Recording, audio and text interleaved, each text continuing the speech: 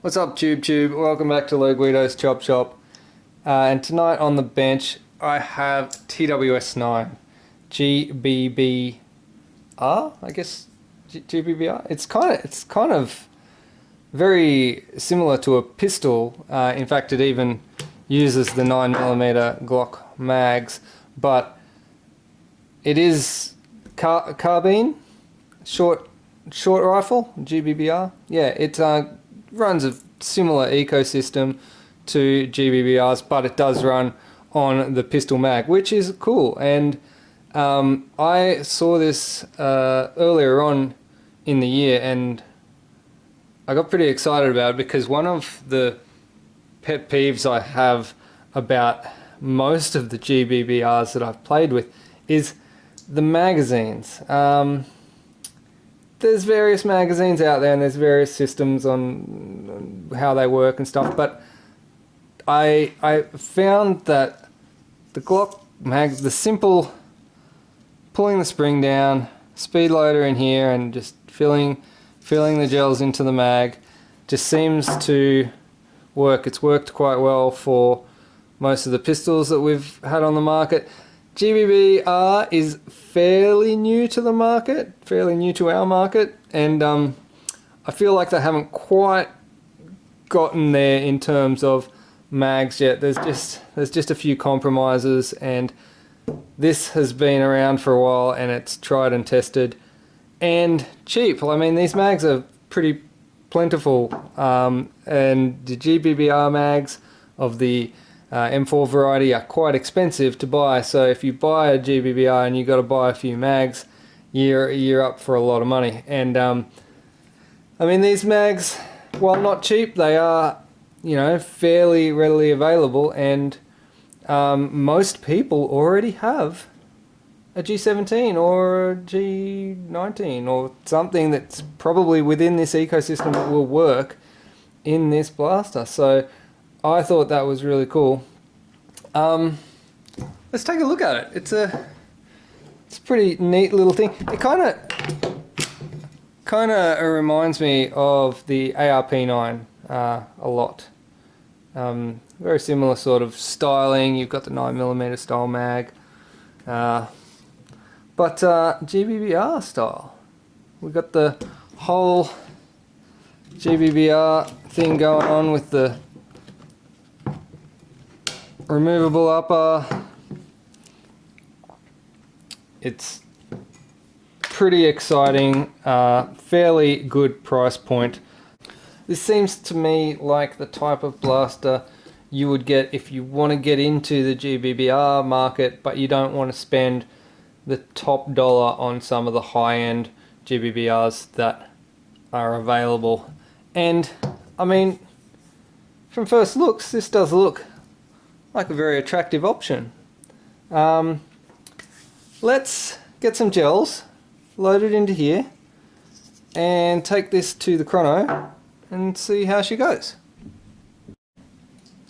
Alright, TWS-9 Chrono.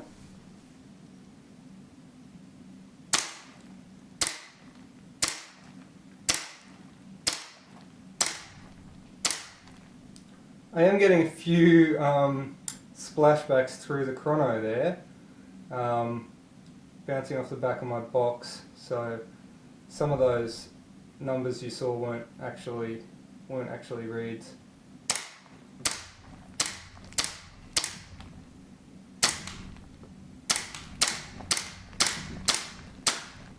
And we're locked back. Let's have a look at that. So there was a couple of anomalies there, and I'm putting that to some of the broken gel fragments splashing back through the Chrono, but that was a relatively consistent 250-ish. We've got an average of 246, and then there was a max and min. I'm calling them anomalies, but about 250. Pretty consistently too. Alright, not too bad, not too bad. The feeding of the gels from the Glock style mag, no issues there at all. Let's have a look inside this blaster, because I'm interested to know, given that it uses the Glock style mag, is the insides of it similar to a Glock pistol, or is it different? Let's have a look. It is totally different. It is much more like a GBBR, where your bolt carrier and your bolt live in the upper there. It does look quite cheap, especially if you've seen some of the other high-end stuff on offer. It does have a very cheap appearance, but I guess if you're hitting that price point, that's what you come to expect.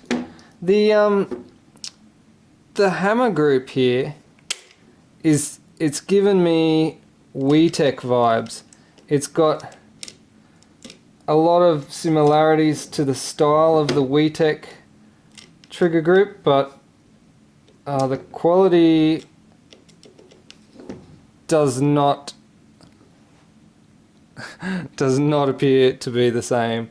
But I think the style and the way in which it operates is very similar. It's got the selector there. The way that works appears very similar. I'm not going to get into a full teardown of this, but you can see there the lever that runs all the way down here from the magazine, from that pin there, pushes that lever up, and that pushes the bolt catch up, which catches your bolt, which we know works quite reasonably.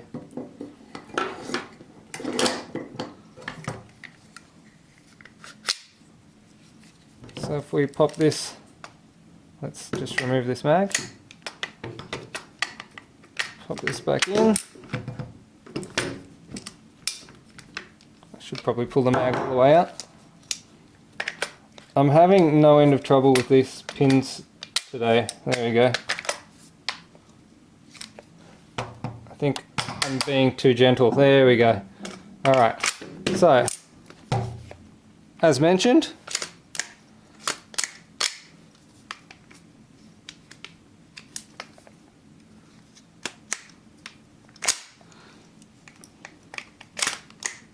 the bolt does catch, bolt release, and there you go, on empty it does catch. I had to do a bit of a double take there because I'm so used to the GBBR bolts catching all the way back here, and of course being that it's a 9mm style, it doesn't have to travel that far.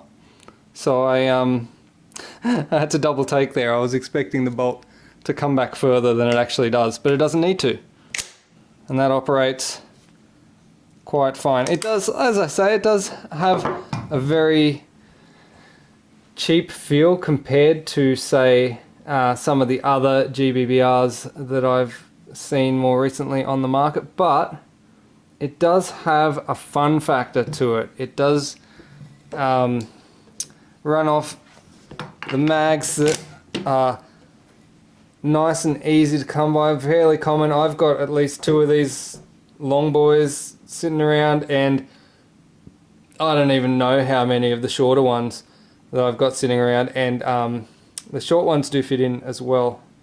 They just obviously don't stick out as far.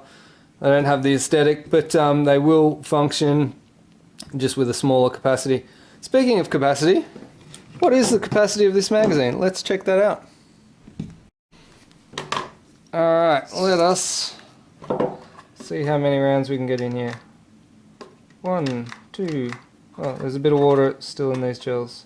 3, 4, 5, 6, 7, 8, 9, 10, 11, 12, 13, 14, 14, 15, 16, 17, 18, 19, 20, 21,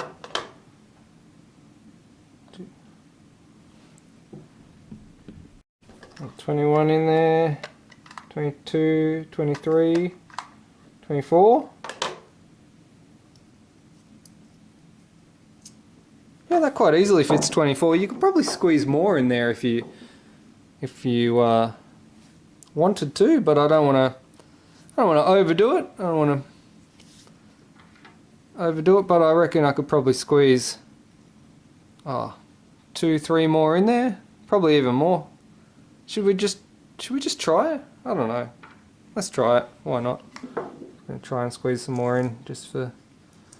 See, the problem is, what I'm gonna need 3 thumbs, so I'll need to hold the gels that I've currently loaded up and then pull the spring down and then squeeze some more in. If you really wanted to spend some time, you could probably squeeze some more in there. But 24, that's a good amount of gels in a GBB magazine. Just going to take another look inside here, just inside the buffer tube.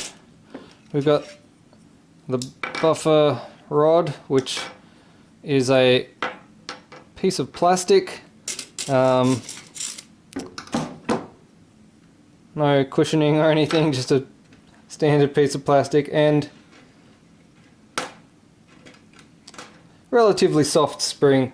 And I guess that having the lightweight buffer rod and the light spring is gotta be because you're running off of the pistol gas mag. It's gotta, I guess the action's gotta be quite light because generally they're designed to just move a slide and not a full bolt. Maybe. I could be wrong. I mean, gas is gas, right? It's the same pressure. The bolt's pretty lightweight. Everything seems pretty lightweight. It could just be because it's cheap on the lower end of the scale. You can see the metal's fairly low quality cast metal. But for what it is, it's a pretty fun little thing, and it is a low price in terms of getting into the GBBR market. I think I would probably rather get one of these than a Golden Eagle, although I think the Golden Eagles feel like they're probably at a similar level of quality. Yeah, it's hard to tell. Just off face value, I feel like they might be a similar level, maybe even a little bit better, but probably not much. They're very, very similar. I'm just gonna have to...